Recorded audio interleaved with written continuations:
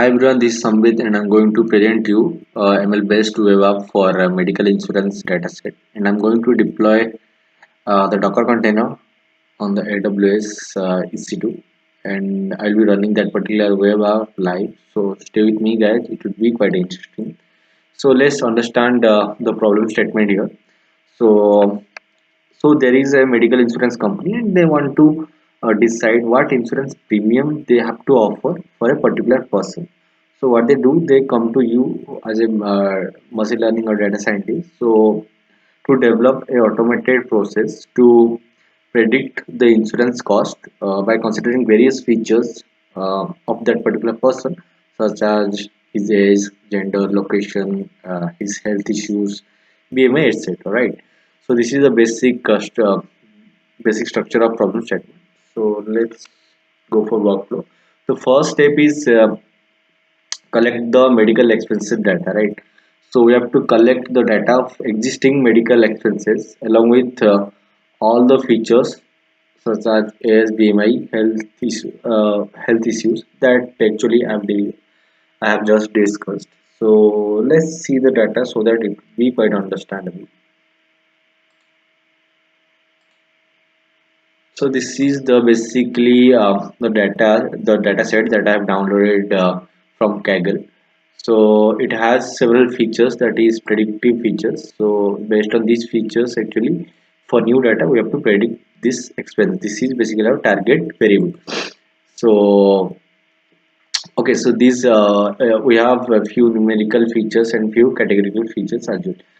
So yes, this is our target variable. So we have to predict this particular medical expenses so that the insurance company, if a new person comes with these particular features, he can be provided with a proper medical insurance premium, right? So okay, so next we have to go for data analysis. So why we do actually data analysis? You guys all know we have the raw data here, right? So to understand our data better, we have to analyze our data and understand the data. After understanding our data, we have to take some inferences from our data set, right? So let's see how actually I have done some data analysis. So for data analysis part, actually, as you can see, I have used few functions to check what is the mathematical observation. So as you can see, what is the frequency, what is the mean standard deviation, what is the distribution of our numerical data sets. And also for visualization, as you can see, for visualization we can check using various histogram or bar plot. So here if you can infer any data from a data set, suppose there is a bar plot here for smoker.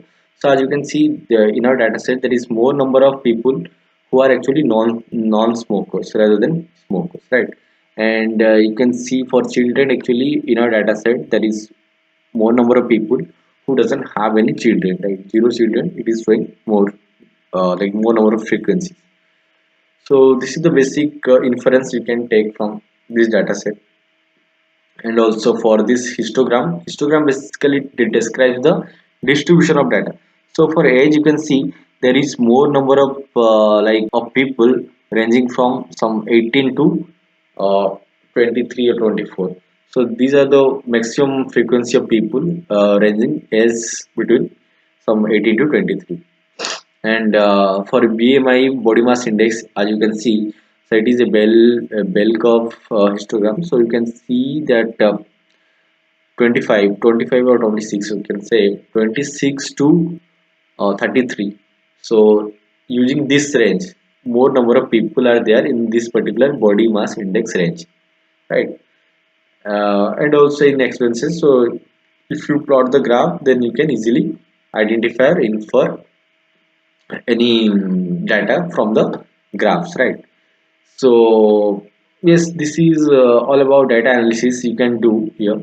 So I'm going to showcase you the applications and different part as well. So let's go for the next slide. So next one is data pre-processing. So what is data pre-processing means? Like we have raw data, right? So we cannot just direct put the raw data into our model. Our model doesn't understand the categorical or nominal features, right? We have several nominal or categorical features. So as you can see, there is sex, smoker, region column. They have some categorical values, right? So our model doesn't understand categorical values, so we have to encode it to so that the model can understand this, right? So you have to pre-process our data set, and this particular pre-process involves few things like encoding that I told you, encoding or treating the missing values. There is no missing values here in our data set, so we don't need to treat it.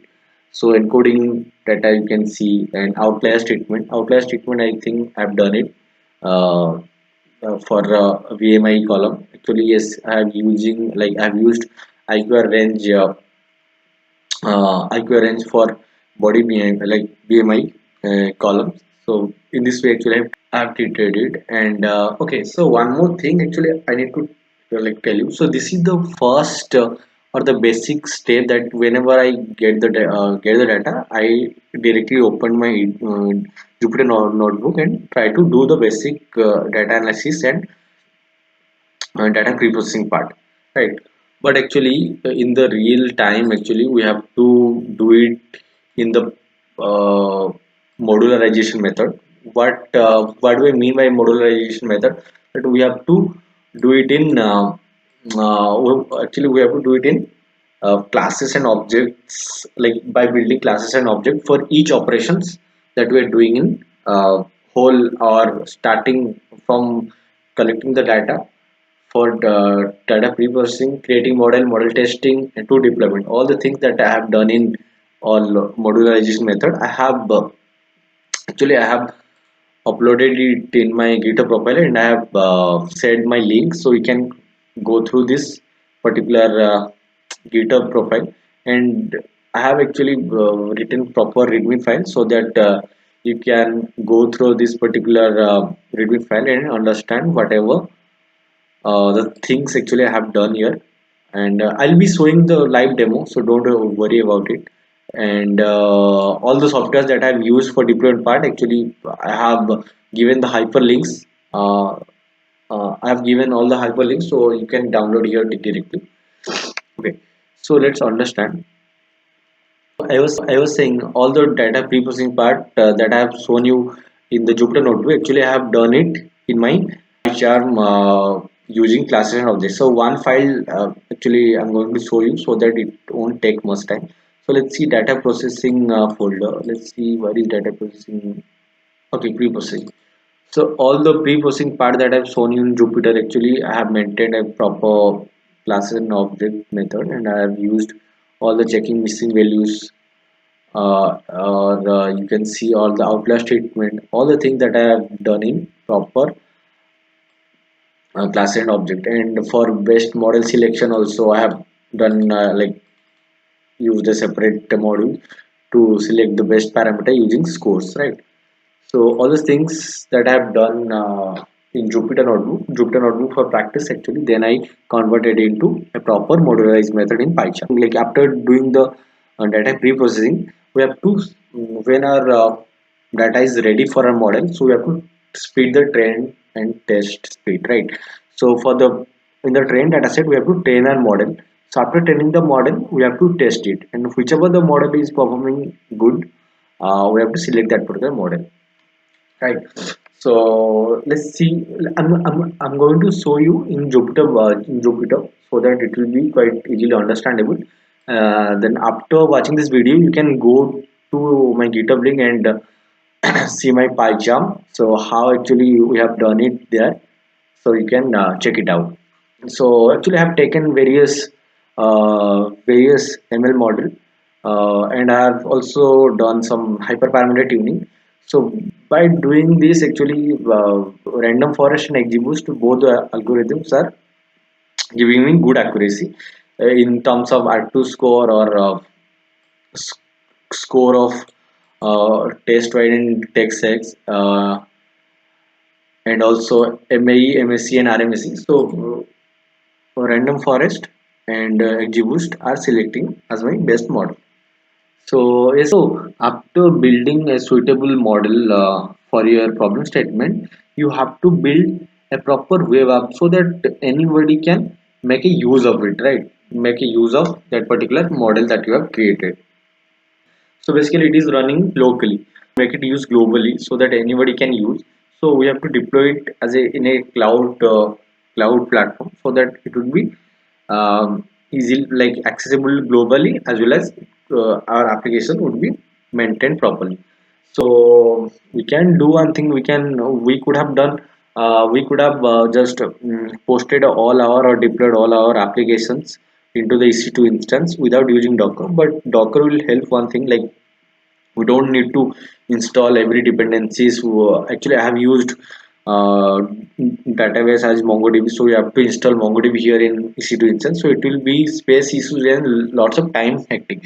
So we can do one thing: all the dependencies, all the database, we have to um, install as a image in the Docker, and all this image would be converted into a container, Docker container, and that particular simple Docker container we just to push to the EC2 instance. And after pushing to the EC2 instance, we just run it. Then our app will be running up. So I'll be showing all this. So stay with me, guys. Yeah, okay. So this is my project, like whole operations in my project that I have told you. Well, it is nothing. It looks actually scary, but it is no scary. It is a simple object-oriented method. If you know, guys, OOPS concept, this is too much simple. So whatever actually I have done in Jupyter Notebook, I just replicate in PyCharm using just simple that is classes and object method. Okay, so this is actually my where is my applications. Okay, so this is my application where actually I'm running my Flask server, right? So yes, and let's see my Docker file. So whatever, so you can read Docker file extensively. So I'm just giving you a brief about Docker file and Docker compose. What I'm doing actually here. So a Docker file you have to write here. So it is nothing but whatever files that you have uh, needed. So for Py, actually it is Python based project. So we can write this particular image. So from this image, so whatever dependencies, the automatically Docker will download. So this is running our dependencies. So whatever requirements that we have written here in this particular file, so it will just install it whenever like whenever we'll run Docker Compose file, right? And this particular Docker Compose file actually it has two images. So one is our database, backend database that is running here, and another one is second one is our Python application. So Python application.py, what is this is actually our server application where where actually we have written all the functions, all the APIs, like web server APIs that is running here actually Flask server. So we have to run it or run the application. We have to run this particular file, right? So to run this, we have to mention in command. And let ports is nothing but whenever you are running the server, so it is nothing but accessing in the Docker engine. But outside world can connect to this particular 80 port with 5001 port. So I will be showing you practical, so no issue. You can just wait for a minute. I will be showing all of this, guys. So before uploading this particular Docker Compose file in the cloud platform, so let's run it locally. Let's see it is working, our application is working or not.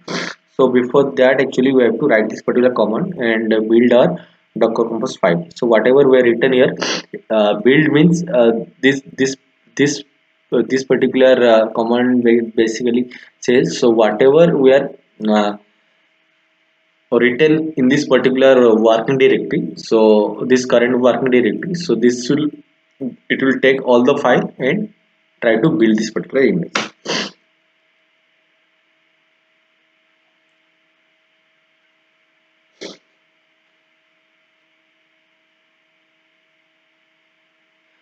So we finished doing we finished building the Docker Compose file in the local system. So let's do one thing. Let's up our server like up our container. Let's see.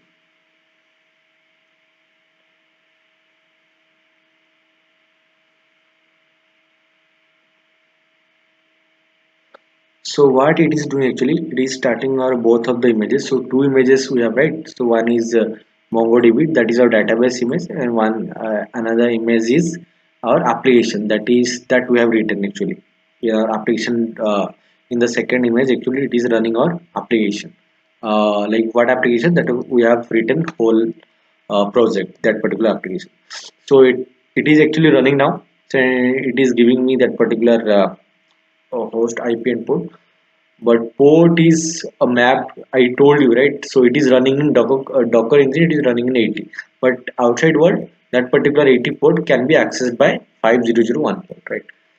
And uh, and and this is Docker engine file, so it is going to be run locally, right? So we can do one thing. uh, we can use a local IP, then we can run this port. So actually, as we have mentioned, so as we have actually in our application.py, so as we have mentioned 0002, so it is giving me random IP address, right? Random IP address. So as it is running in Docker file, so we have, as we are accessing locally, so we have to uh, as we haven't mentioned any particular IP in our framework, like Flask framework, we have to access it using localhost. So this is basically the front page or the visiting page of our application. So let's refresh it, and yes, it is actually, I have saved this particular ID, so it is showing the cache memory. Okay, so for the initial stage, we didn't have the email ID password, right? So we have to create it. Suppose I have to create another one. So maybe you can say ABD. So ABD, and email would be some abd@gmail.com. Password, let's give something like 12345. So we have to register it.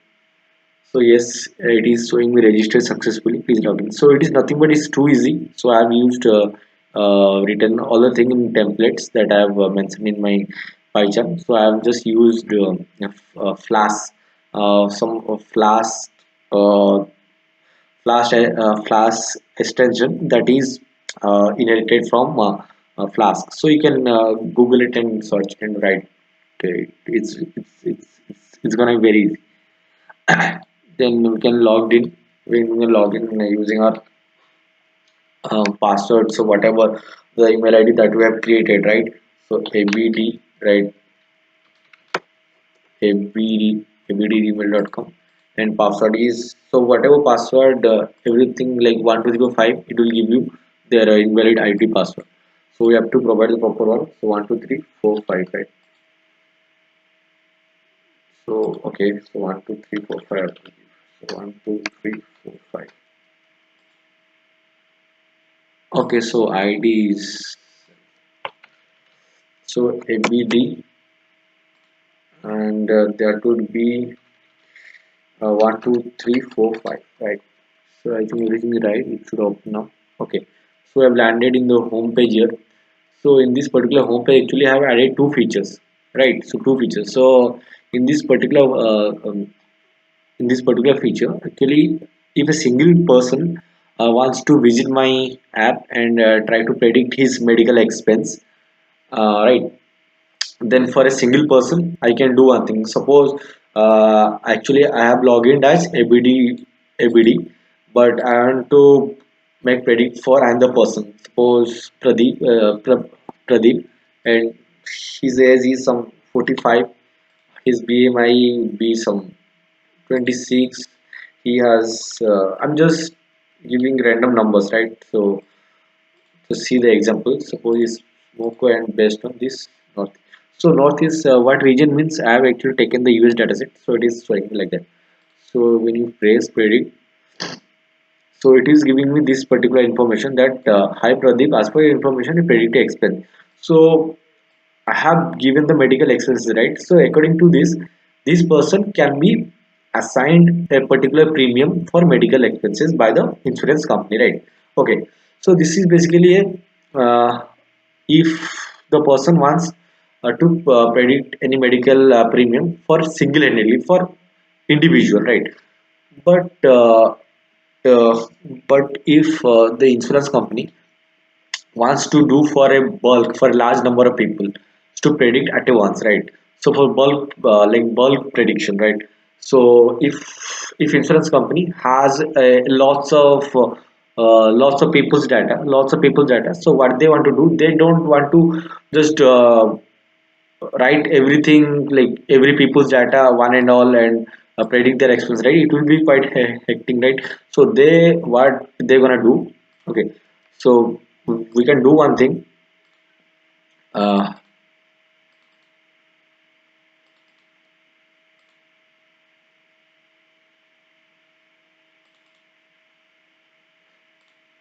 what they're gonna do, so so you can see this is basically let's this is demo data. So we have several like we have several values of the features, right? So we have to predict what would be the expenses. So this is a individual data, this is a individual data, so we have some 30 to 31 individual data.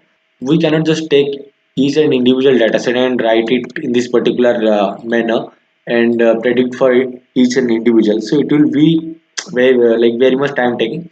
So what can we do, we can just provide this particular demo data, the whole bulk data set to this particular application. What it will do, it will just predict the uh, extra column, that is medical expenses column in that particular same data set, and it will give you the CSV format so that you can download. So let's do one thing, let's attach this particular data set. So demo data that I have shown you, right?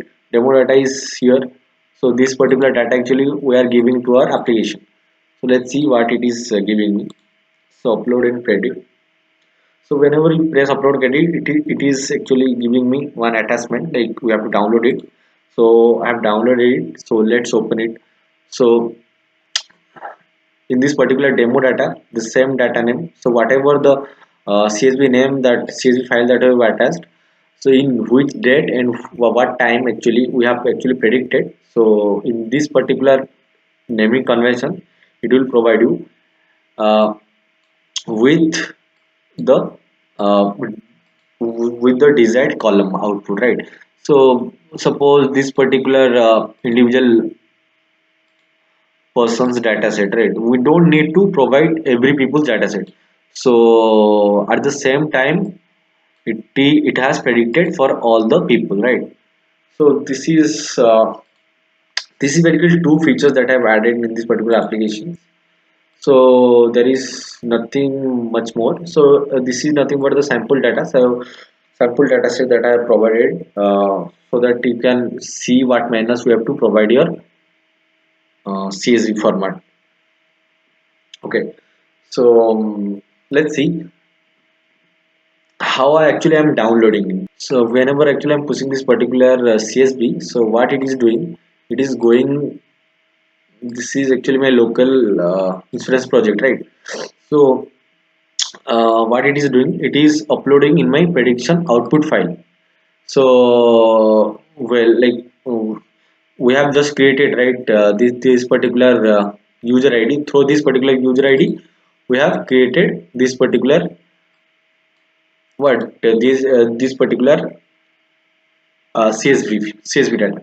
So it the CSV data actually stored in this particular ID that we have logged in. Then in this particular ID, it it just sends the CSV data through the templating system. So that's all. And one more thing I need to tell you. Okay, let's open our MongoDB. So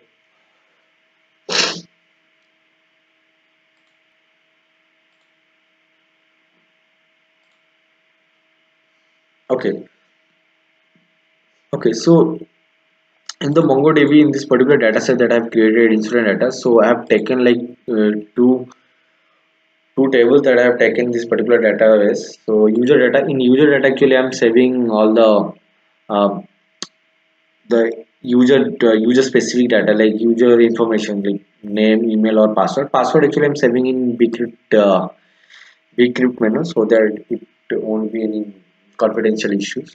So whatever user data here actually we can see it here.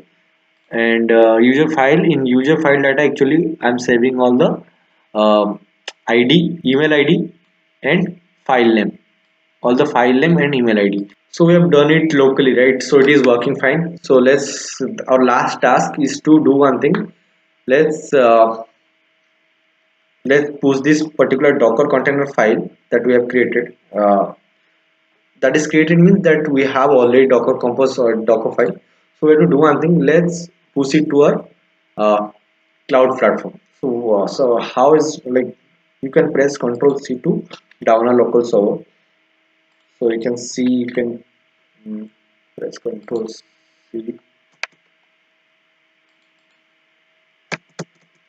Okay, so we have killed the process. So our servers will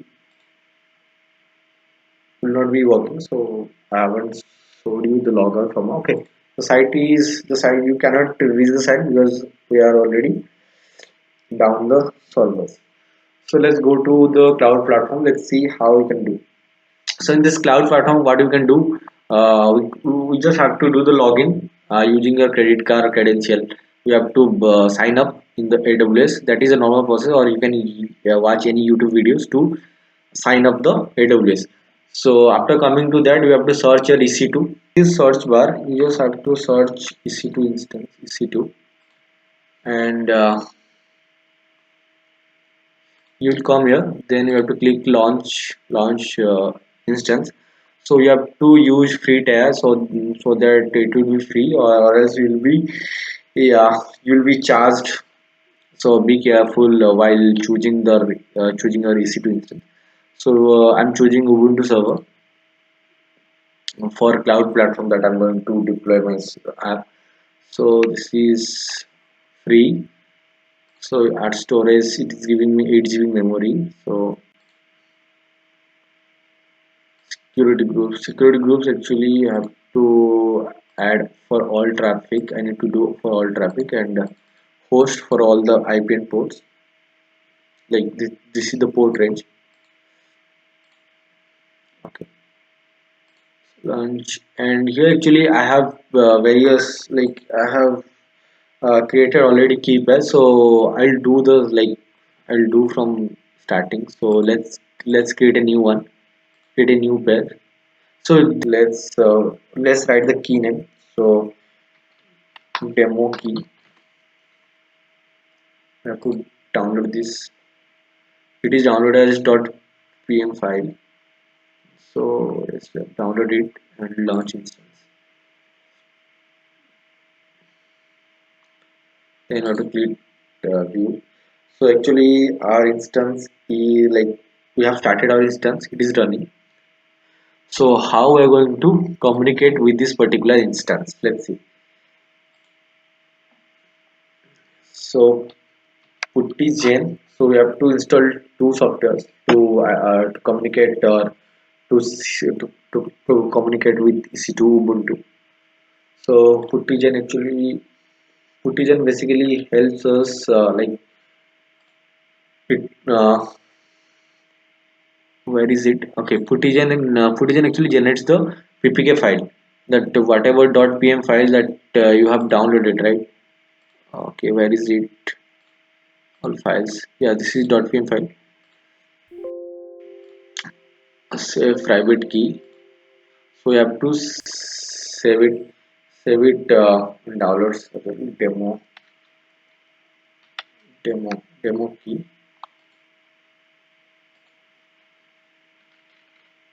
Demo key, right? demo key, and it will be saved as .ppk file. Okay, so we have saved it, so we can just cancel it now, so we don't need that. Then we have to open putty. So putty, actually in putty we have actually putty terminal helps us to communicate with your EC2 instance. So let's attach your host name. So what is the host name here? So yes, let's see our EC2 is running or not. Our EC2 is running, right? So everyone can see our EC2 is running. So this is the public IP address of our AWS system, right? So we have actually we copied this particular host name. We can paste it here, and we have to go to the authentication and browse. And so whatever the ppk file that we have converted, right? So we have to attach it here. So then we have to accept. So actually it is showing me the particular EC2 instance that we have created in AWS. So Ubuntu, right? Its username is Ubuntu. So how you can know the username? So you can uh, see, like you can click here and connect. You can see. So this is basically like whatever mentioned up like before at that, you can see this is the basic logged in as your username. So yes, this is it.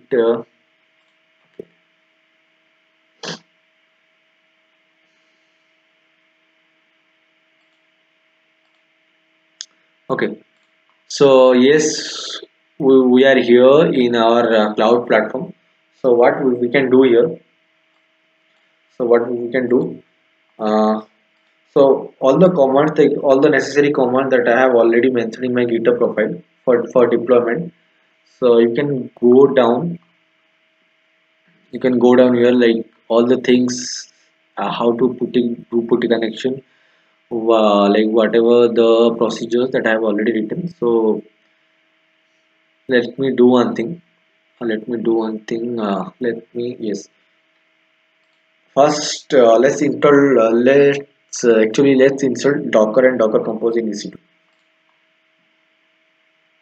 Okay, so sudo update. Let's update it first. It will take a little bit time.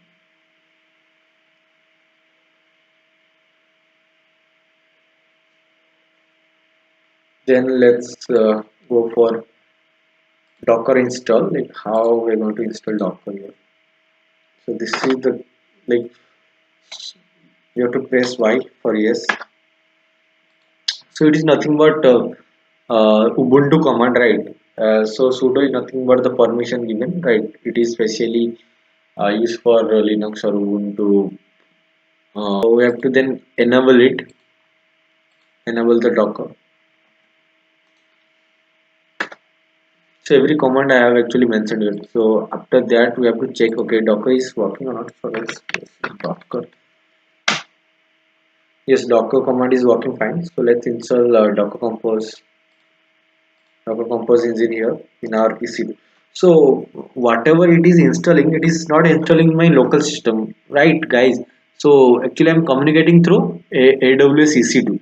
So all the things that I'm installing or uploading or downloading, everything is happening in EC2 Ubuntu. As you can see, it is written. The IP is given. It is in Ubuntu system, right? It is not in my local system. So I'm communicating through the cloud platform. Okay. So we have Docker, we have everything, but one thing is like LSF. We don't have anything. Like we have Docker in our EC2 system, but we don't have any files that are necessary files. Necessary files means our application file, all the codes and all that we have written, right? So we have to upload these files to our cloud platform. So how we can do it is very easy to do. So there is software called WinSAP. So you have to open it.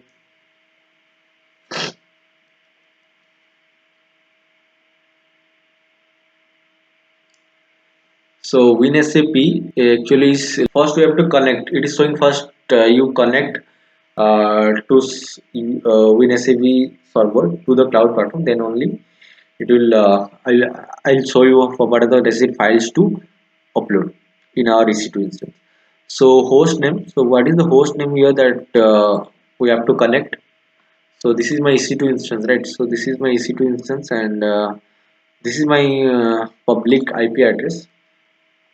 So let's paste it here. Let's paste it here. And what is my username that I have told you? Ubuntu, right? Ubuntu that I have already told you. Ubuntu, and go to the advanced. Okay, then authentication we have to attach the ppk file that we have converted .pm file to ppk file by putty generator, right? So we have to attach it and hit okay, and we have to log in.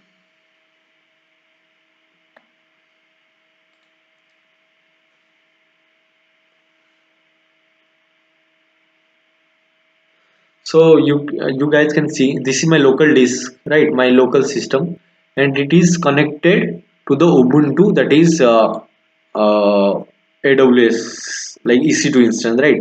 That is Ubuntu system. So it is very easy to transfer any files. So we can do one thing. Say whatever the necessary files that we have, so we need to pass it to the AWS or EC2 instance, right? To of our Docker server. So let's do one thing. Okay, so EDA, I think EDA is not necessary for running the server, because EDA that I've already told you, EDA actually I have done the data analysis part, and some of the data pre-processing that I have already done in perfect modularization method. So that EDA is EDA will just um, take the space, unnecessary space, so we don't need to send the Jupyter notebook that is inside the EDA folder, and there is nothing in this new folder, I know. So there is also nothing in this particular folder. So we'll try to minimize all the folders, so that because we have minimized space like 8 GB, so I don't want to give unnecessary spaces. So travis.ml actually it is for uh, MLOps, but I didn't use it, so let's not send it this particular thing.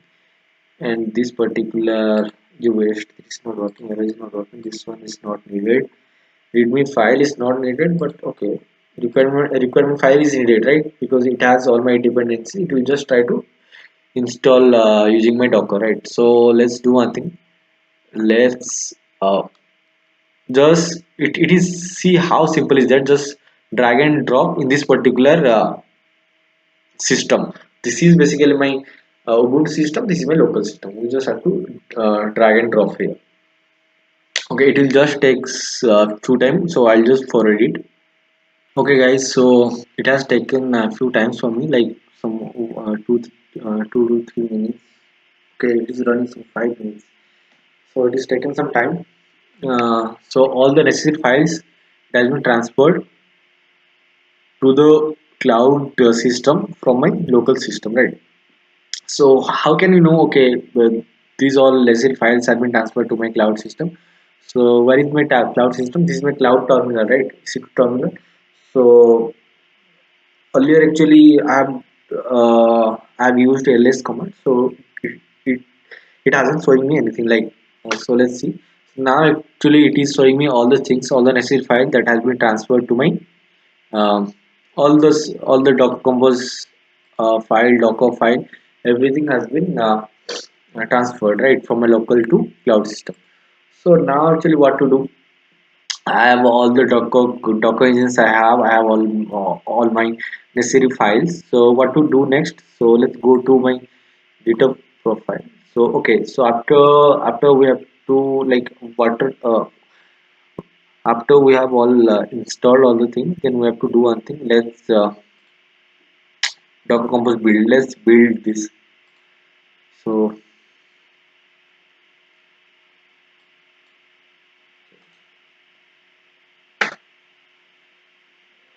it will take some time.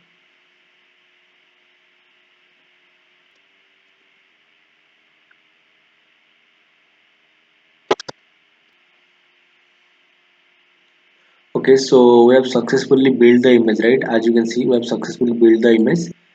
So after building the image, what should we do?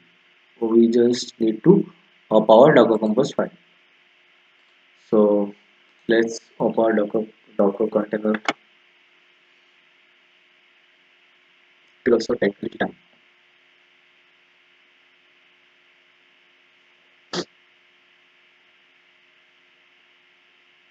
Okay, we can do, as we are running from EC2, we can take we have to take the IP address for this particular EC2 that we have created, this particular instance. So we have to take this particular host with the port. Port name will be the same that we have mentioned in the Docker file, right? 501 should run in this particular port. So let's see. Okay, so as it is running now, so if you have any doubt, let's guys, initially it was not running. So if you control C, it will stop it, and if you can run now, it will not work. See, actually it is not running now because the server is not operate. So we have to open server. So, okay, to open server, we have to write sudo post. So now we are starting. So whenever it will give you, okay, now it has started. So now if you refresh this, then it will, okay, then it works, right? So the same thing that we have done, that is the same architecture, the same web app. So let's create an account. Uh, let's create in the name of okay, Sachin, and Sachin at the rate gmail.com. Password is some 123. So let's register it. Okay, so it's showing me register successfully. Then login. Okay, I have to login. So Sachin at the rate Sachin. Password is 123. Okay, so we have come to the home. This is the same web app that we have already worked on. So this is for the individual prediction, for individual medical expense prediction. For this is for bulk prediction for number of people, right? Okay. So one thing I need to show you, like how I'm giving the output file. So here for local, actually I have showed you.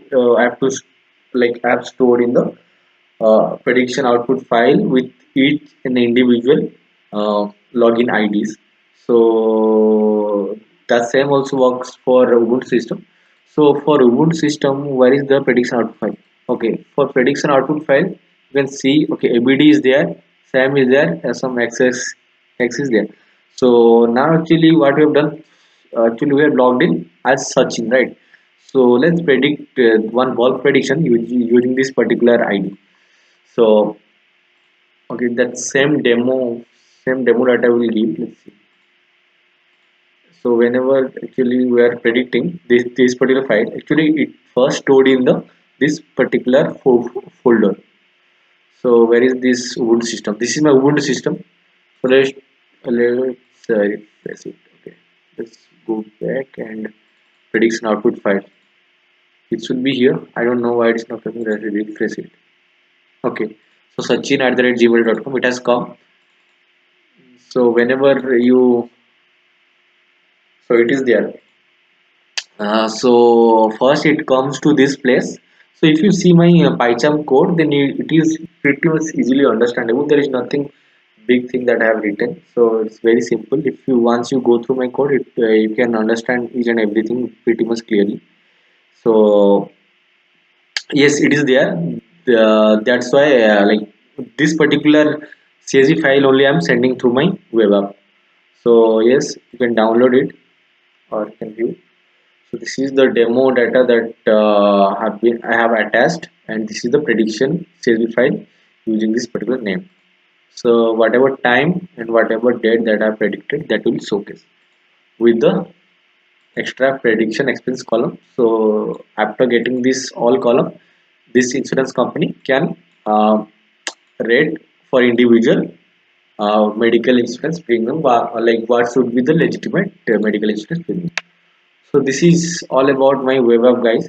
So I have like, as we can press log out to do log out, so it will say, so this is actually I have used Flask extension from Flask. So this is all about my web app. And remember one thing, very necessary, because uh, after you have uploaded lots of things in the EC2, so please remember to terminate this particular instance, or else uh, you might